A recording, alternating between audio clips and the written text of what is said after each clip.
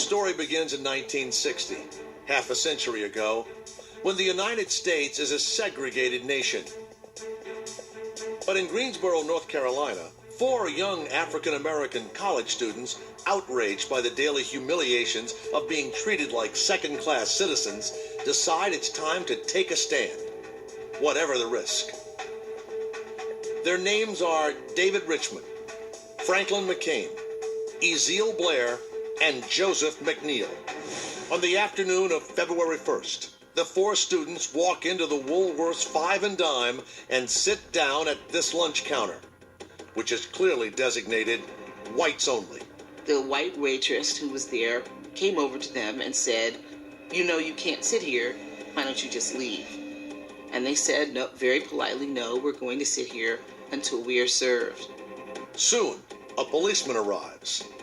This is the critical moment the 4 young teenagers had feared most.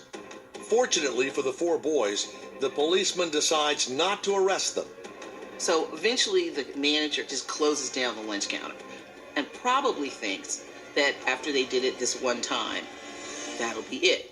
But the next day, the 4 return with several friends from college who sit with them in protest at the same counter. On the 3rd day, 60 students join in. And by February 4th, the 4th day of the protest, 300 people jam inside the store to show solidarity. Soon the media arrives, and the protest becomes national news.